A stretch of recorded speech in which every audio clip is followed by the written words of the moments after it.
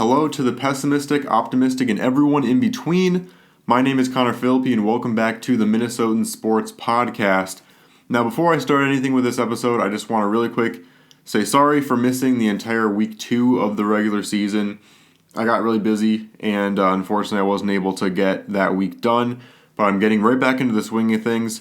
I hope you watched my video where I kind of had that raw reaction to the Vikings game. If you don't know, I do every week. I'm planning on doing a raw reaction right at the end of every single Vikings game. I'm going to break it down a little more today, but I want to just do a quick 2-minute video, just like my raw emotions in that moment, because I think that would be kind of entertaining. But anyway, I did that, but I was at a Twins game when I was watching the end of the Vikings game, and it was funny because I was just seeing the roar of the crowd at the Twins game. The Twins were losing by 5-2 or something like that. They were getting crushed, of course.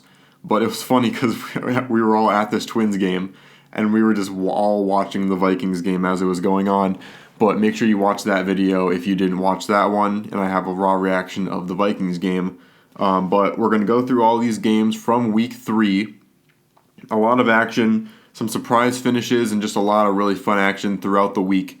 So I'm going to go over all these. And if you haven't liked or subscribed yet, please make sure you like this video if you do end up enjoying it. And also, if you enjoy my content in general, please subscribe. And also comment and let me know what it is you want me to do in the future. Things you like, things you don't like. Give me any criticism you want, and I want to make the best possible content for you. So, let's go right into these without any further ado. So we'll start with the Steelers and the Browns. This one was a win for the Browns, 29-17. And unfortunately, because I didn't do any videos even predicting the week 2 or anything, I can't go through like I usually do and say whether or not I got it right or wrong. So I'm just going to give myself a 0-0 record this week, which is unfortunate, but it's just going to have to be the way it is. Honestly, I probably would have went with the Steelers on this one. I'm not going to hold myself to it, but I probably would have. But at the end of the day, this Steelers defense really looked lost without T.J. Watt. And the Browns, even though they continue to live and die by the run, they kind of lived through it this week with Chubb doing pretty well again. But honestly, Brissett wasn't awful. You know, he carried his weight. And eventually helped lead the Browns to a win. But again, this team lives and dies by the run, and eventually I do believe that they're going to die by it. It's only a matter of time, but with the teams they've been playing so far this season, it's worked out fairly well. But once they run into that really tough team, I don't think they stand much of a chance. It's going to be one of those teams that's just perpetually decent. They're not going to have horrible games, but I don't think they're going to really fare well against any really good opponents. And also Myles Garrett involved in that car crash coming home from practice. It was either today or yesterday. Hopefully he ends up being okay, but we're going to have to see what happens with that whole situation. And finally, is this now finally time for the Steelers to start rolling with Kenny Pickett? I'm not 100% sure. I guess we'll find out, but Trubisky really didn't look great. I mean, Trubisky is the quarterback that everyone knew he was going to be.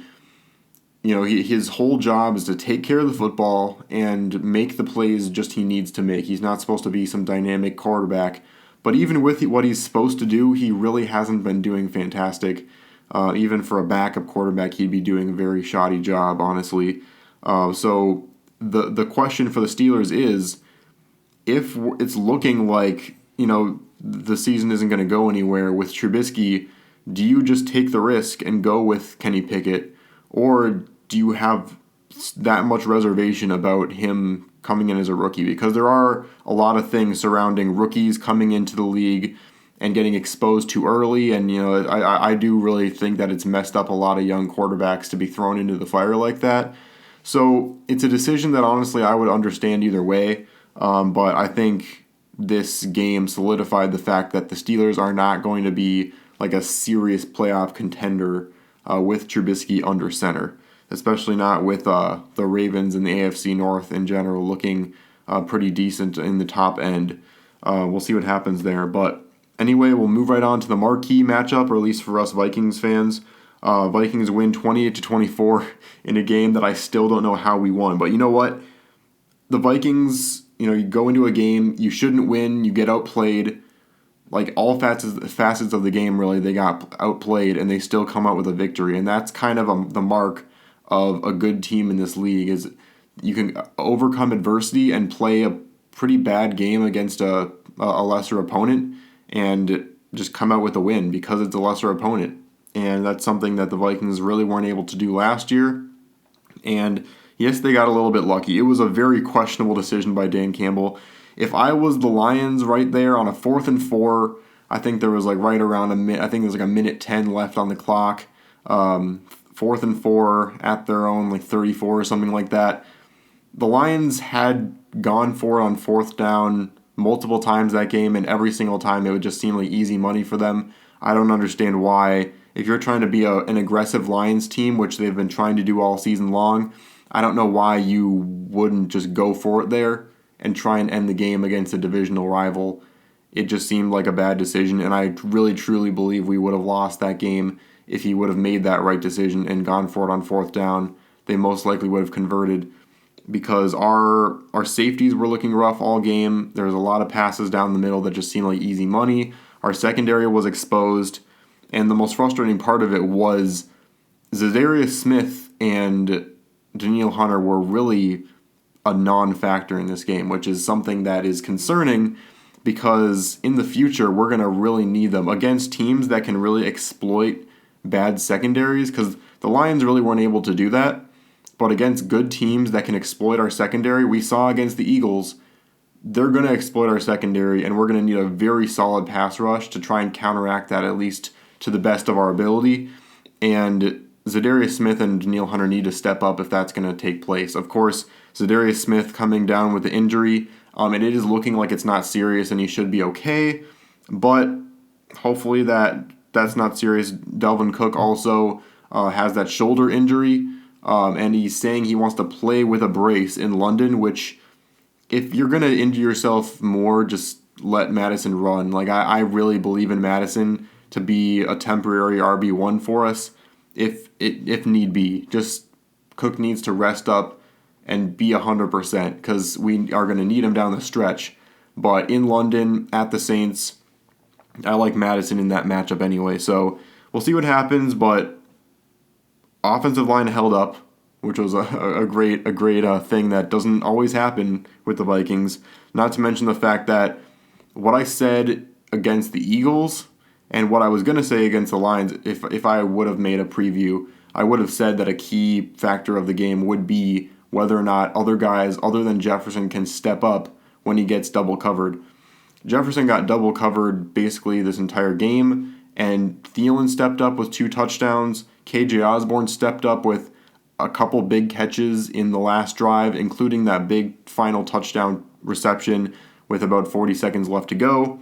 Of course, that doesn't still mean that it's frustrating that Jefferson only caught a couple passes and got, not even 20 yards, which is concerning because Devontae Adams gets double covered basically every play. Cooper Kupp does the same thing. If you're really going to call yourself one of the best receivers in the league, or as Justin Jefferson's trying to say, the best wide receiver in the league, you got to be able to perform well even in double coverage. So we're going to have to see what happens in the future, but a couple rough games for Justin Jefferson. I believe in him to bounce back, but the question is to what degree. We'll go through the rest of these a little bit faster. Texans 20, Bears 23, 106 yards passing. I want to rephrase that, or re-say that. 106 yards passing for Justin Fields. The monsoon game was, whatever it was. I was going to give him a pass for that one. And then week 2, he didn't seem to be utilized that much. But this time, the Bears still didn't really use him a whole lot, but it's looking rough. Either the Bears are intent on just wasting his career away by not giving him any opportunities, or they just think he's that bad that they're not going to give him any chances to pass the ball, in which case, why are you even playing him in the first place? So this is going to be a liability for the Bears all season long. They're technically 2-1, but I think they're one of the worst 2-1 teams I've seen in a while. I really think the Vikings should be able to just feast on them after London, assuming we're not too jet lagged, but we'll see. But man, that was just a rough game. Texans Bears. I mean, what are you really going to see with that? Although Davis Mills is looking pretty good. He's looking, especially for his second season, especially being a late second round draft pick. He's looking pretty solid, and we're gonna have to see if he ends up getting any weapons in the future to be able to throw to. Because right now he's doing pretty decent with nobody basically to throw to. So we'll see what happens there. And then finally, Khalil Herbert, after Montgomery went down, much to the chagrin of me as a fantasy owner. Khalil Herbert went crazy, and he showed that he's going to be the next up-and-coming back for the Bears after Montgomery's time has ended with Chicago. Raiders 22, Titans 24. Derek Carr with a kind of a late comeback, but it ends up coming short as they missed the 2-point conversion near the end of the game. The Titans almost gave up another comeback, which would have been incredibly embarrassing. The Raiders now take a very big deficit in the AFC West, and they're in big trouble. They haven't even played the Chiefs yet, and they're already 0-3. So it's not looking great for them. And the Titans with a win, and the win came without Derrick Henry heroics. Like, Derrick Henry only rushed for 85 yards in a touchdown in this game, 20 carries, which is about 10 less carries and only half as many yards as he would usually have to do in order for the Titans to win a game. It seems like that's the way it works. So at least the Titans were able to do some stuff in the air in this one to take that one home. We're going to have to see if that struggle or that changes. The Raiders' running game, though, really struggled. I mean, I don't know what they have to figure out, but Josh Jacobs has a lot of stuff, a lot of soul searching he has to do. 13 carries for 66 yards. And really no one else ran the ball either. Like, that's not combined carries or anything. They really didn't run the ball well at all in this game, and that's going to be a big factor for them going forward. Of course, when you fall behind by that much right at the beginning, it's kind of hard to establish the run anyway. Now for the big shocker of the week. The Colts upset the Chiefs 20-17 in something that I did not see coming at all, after the Colts just got outscored 20-0, or was it 17-0, something like that, to the Jaguars last week. So you can't score a single point against the Jaguars, and then you come in and defeat the Chiefs. I mean, the NFL's weird. Any team can win. That's what games like this is where the phrase "any given Sunday" was made for. And what's even crazier is that Jonathan Taylor only ran for 71 yards. Like, this was not just a big game from Jonathan Taylor, because that would be understandable. But the Colts got this done without needing a huge game from him, which is even more insane. There are just a lot of key mistakes by the Chiefs, and they really didn't have much of a rushing attack, and they didn't establish it from the get-go, and that ended up really hurting them. And it's just another thing in the league to think about, is that no matter how good of a offense you have, no matter how good of a passing game you have to go with two phases no matter what happens. And it's the same thing with the Titans. They run Derrick Henry into the ground, and they're going to lose because they stack the box no matter how good a running back is. You have to have both sides of the ball, and that's how the Titans keep losing, and that's how they won yesterday, or two days ago, was that they were able to establish that pass and get past their desire for Derrick Henry to run the ball every single time. It's the same thing with the Chiefs. Patrick Mahomes cannot lead the Chiefs to a win every single time, especially not when you know a pass is coming every single play, because you can't establish the run. So they're going to need to establish the run more in the future. Now on to another big upset, which is not quite as much of an upset because it's a good team, and we realize that it's such a good team this week. The Dolphins beat the Bills 21-19, and a big mistake late in that game, where the Bills could have gotten out of bounds near field goal range. I don't know if that would have been a makeable field goal, even if they had gotten out of bounds, but at least it would have gotten them another opportunity to either make that decision to kick it or go deep. But I guess we'll never know what would have happened, because the Bills, I can't remember who it was now, but wide receiver decided to try and get a few more yards and couldn't get out of bounds, and the clock gets salted away, and it's just too late. But a big a big win for the Dolphins, and Tua really didn't need to have an insane game for the Dolphins to win this one. It was just really impressive. The one thing that it's crazy how you got to always look beyond the stats, and this is a good example of that because Josh Allen had 400 yards and 2 touchdowns, and 19 points came out of that. How do you pass for 400 yards and your team scores 19 points? I mean, the rushing attack was rough, and I mean Josh Allen led the Bills in rushing yards, 8 carries for 47 yards. So those designed runs for Allen ended up being the most successful part of the run game. And again, just like the Chiefs, that did them in. The Dolphins were prepared for whatever Josh Allen had, and they deployed a really good bend but don't break defense. Gave up a lot of yards, like I mentioned, but only gave up a couple touchdowns, and that ended up being the difference, is that the Dolphins stood firm on defense and put up a really impressive performance. And it proved that Tua doesn't need to be the superhero for the Dolphins to win a game. I mean, it really is a team effort by the Dolphins, and they're looking really good so far. Next, we have the Ravens overtaking the Patriots. Mac Jones got hurt in this game, and we'll have to see just how severe that injury is. He already was hurt a couple times already this season, so it might be something lingering. But Lamar once again led the Ravens in rushing yards, which is funny, 107 yards on 11 carries. So basically he got half the carries that Derrick Henry got for the Titans, it's just crazy how multifaceted he is. Mac Jones had 321 yards in this game, but 3 interceptions. So the yards don't really count if you're just going to throw an interception in the red zone every single time. And those interceptions proved to be costly, as well as that late the fumble at the beginning of the fourth quarter that could have kind of shifted the tide for the Patriots, that ended up being fumbled.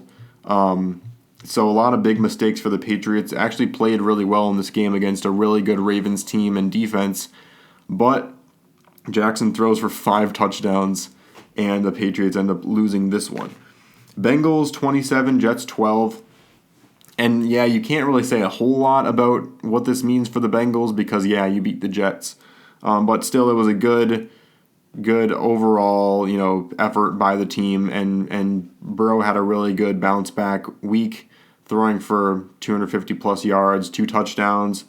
Tyler Boyd had a good game, and their running attack also was a little rough, but it seemed to work out a little better for them. The Jets continue to be the Jets, and that's all you can really say about that one. The Eagles 24, the Commanders 8, and much like the Vikings and Eagles game, this one could have been a lot more of a blowout. Could have been a lot more of a blowout than it really was. Because, I mean, this was basically the score. It was like 24-2 at halftime, and then the Eagles just sat on it like a lot like they did with the Vikings. And this is going to be a really dangerous defense when the Eagles are up. The Eagles, the key versus the Eagles is going to have to be score quickly and get a lead. And we're going to have to see how the Eagles defense plays when they're trying to get a lead back, because this Eagles defense has been playing very comfortably in the first few games of the season. And some of these defenses really thrive on being ahead, gaining momentum, and getting that energy from the offense in order to be able to sit on leads. And then the offense can rest, and the offense doesn't have to worry about constantly scoring. And that can pay huge dividends for a team that doesn't want to necessarily tax themselves as much as they need to. Jalen Hurts is already on an MVP pace, although it's already only 3 games. So I'm going to say cool the Jets on that one a little bit.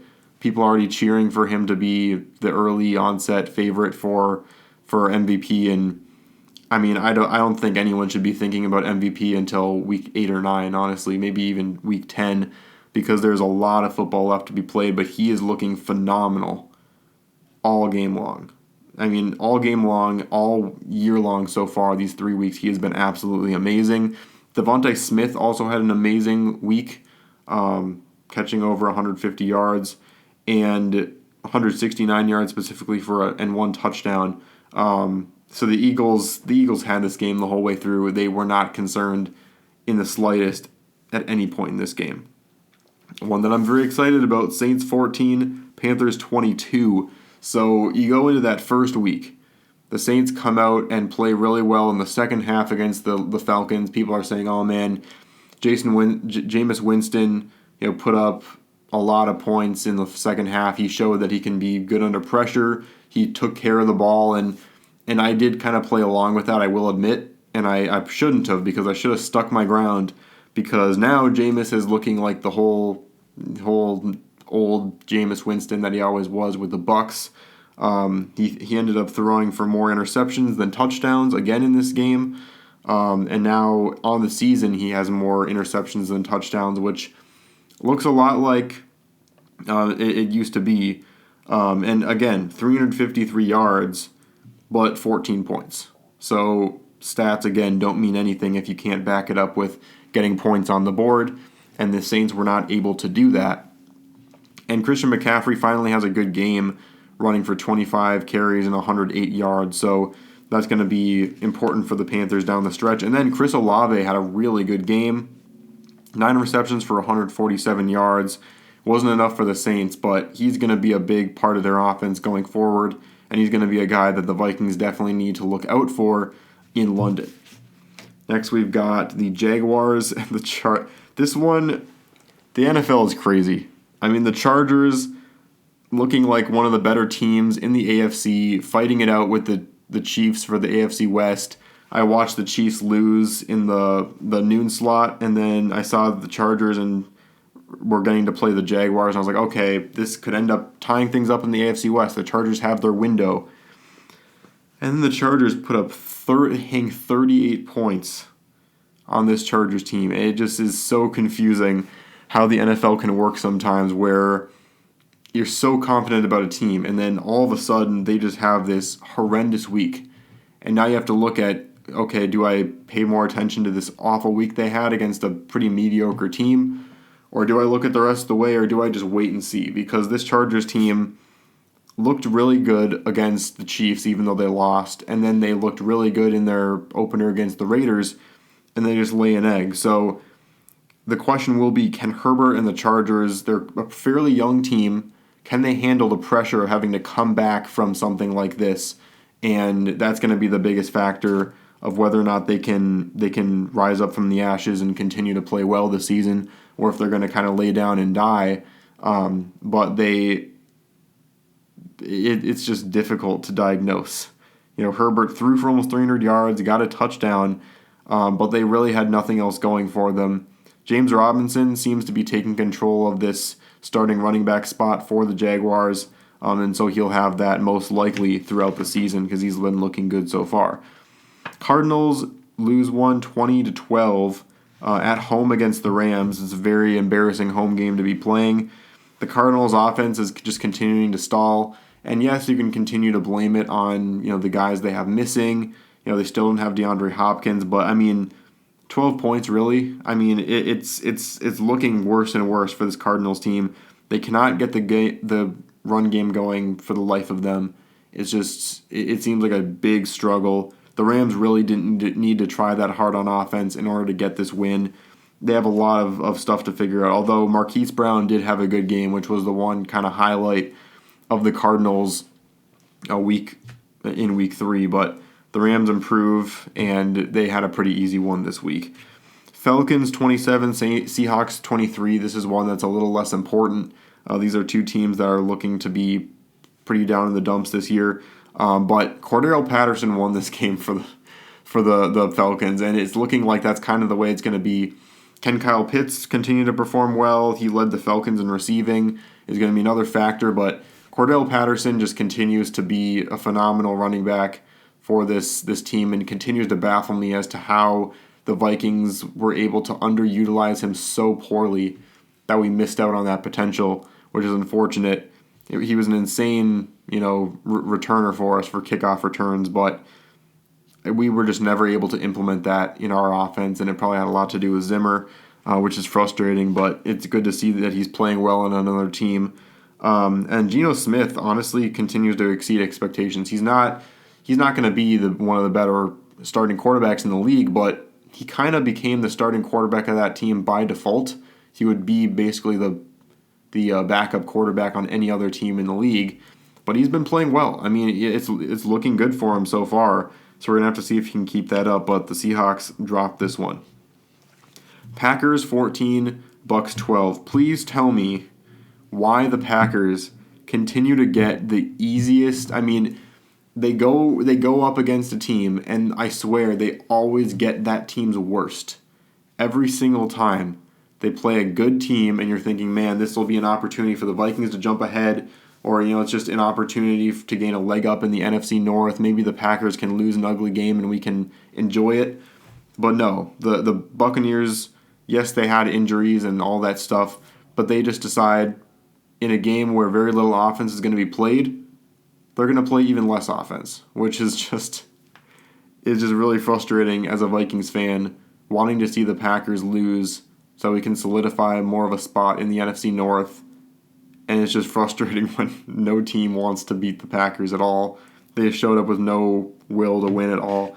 And it just continues to show with this game that the Packers are no longer a pass-heavy team. They're going to be run-heavy, and they're going to be very dependent on their defense to perform well. And it worked out for them in this game, but we're going to have to see how it plays out against teams that aren't injured, that actually want to show up and play. We're going to have to see if the Bucks hurt, can their lack of depth hold up going forward as well? That's going to be a big story. Only two more to go through here. This was a tough game to watch. 49ers 10, Broncos 11. This was almost kind of the one where you put your eyes over and you just you want to know what happens, but also it's like a train crash. You can't look away. It's still entertaining to watch, but I'm not saying that a train crash would be entertaining if there's people. Whatever. I'm not. You know what I'm trying to say. You can't look away from it. It's just a train wreck. Jimmy Garoppolo looked rough. Of course, he did basically. He got that extension. They found out he wasn't going to get traded, and it kind of all happened in a flurry. And then all of a sudden, Trey Lance gets hurt. He has to jump right, get back into things. You kind of have to give him the benefit of the doubt a little bit, but not a whole lot. I mean, you give him a little bit. He probably would have played a little bit better if he had the full playbook memorized more, and he, did more practice on the first team and all that stuff. But it still doesn't excuse just how poorly he played. I mean, he was overthrowing guys left and right. This 49ers team looked completely lackadaisical without Trey Lance, and it's on Jimmy G to be able to lead this team further than where they went last night, because I don't know how the Broncos played that poorly and you still allowed them to win. I mean, this is a team that I've tried to have a lot of patience with. I actually have Russell Wilson on my fantasy team, which ended up boding really poorly for me this week, and I'm looking at benching him next week. But anyway, no one cares about your fantasy team, I understand that. But I've had patience with this Broncos team. I've tried to give them the benefit of the doubt, but it just seems like it continues to be a big struggle for them, and they just can't get on the same page. And I'm curious if Nathaniel Hackett can lead this team, because yes, they're 2-1, but I mean, they're gonna have to really step up their game against a better opponent, and we're gonna have to see how that works out against better teams they play this year. But Russell Wilson has to step up. This entire offense needs to step up, because that just looked really rough. There's really nothing else you can say. Cowboys 23, Giants 16. I was hoping the Cowboys would lose again, so I get to see another Stephen A. Instagram post laughing hysterically. But the Cowboys do end up winning. Amazing catch by CeeDee Lamb, one-handed, to get the game-winning touchdown. And Barkley returned to his rookie form, which was good to see. It wasn't quite enough for the Giants, because Daniel Jones, while he is kind of starting to establish himself as a quarterback, he's becoming more of a running quarterback, and he's kind of finding himself a little bit, but it's a little too late. I think that he has basically hit a wall as far as how good he's going to be. I think he's gotten to a point now, it's been 3 years, maybe even 4 now, where you keep waiting. Okay, now is he going to transcend to the next part of his career. And it just seems like it's not going to happen, which is unfortunate for him. But it just seems like he hit that wall. This is as good as he's going to get, and I don't think that's going to be good enough for the Giants to go far enough this year. And I think that 2-0 was kind of an illusion, and they beat some teams that either weren't playing their best or were just rough. So Giants, I think, are going to continue to have another mediocre season. Cooper Rush actually played well, but I want to put this in all caps, for a backup. He played very well, but for a backup. I mean, people are like all of a sudden hyping this guy up as if, Dak Prescott's going to come back and people are going to be like, ooh, who do we put back in? Of course you're going to put Dak Prescott back in. Cooper Rush owns the Vikings, I will admit that, and maybe you put Cooper Rush in versus the Vikings after what he did on Halloween last year, because that was sure scarier than anything else that happened that Halloween for Vikings fans. But against any other team, Dak Prescott's your guy. Don't overreact too much. Cooper Rush is just kind of the Gardner Minshew of the Cowboys. You're not going to want to roll with him for too long. And he's doing his job as a backup coming in the starting role. He's doing phenomenal. I'm not trying to discredit him, but stop acting like he's all of a sudden this amazing quarterback that came in and is going to be a great starter. I mean, he's just doing well for what he's supposed to be doing. And finally, the Pollard-Elliott combination, the two-headed beast, is really dangerous, and the Cowboys are going to want to use that in the future as well as they improve to 2-1. So that was the entire breakdown of Week 3. I'm going to come with my Week 4 predictions coming up on Friday, so make sure you tune in for those. Also, another reminder that this podcast is now available on Spotify as well as its host site Anchor. So make sure that you go onto those sites and make sure that you listen there. If you're not in a situation where you can watch, maybe you're in your car, you want to still, listen to me talk for whatever reason, you can go ahead and get it on Spotify, put it on your Bluetooth, whatever you do to listen to podcasts in your car. Just whatever you want to do, it's now available just in purely audio form too. So make sure you check all that out. Thanks for tuning into this one, and I'll see you on the flip side.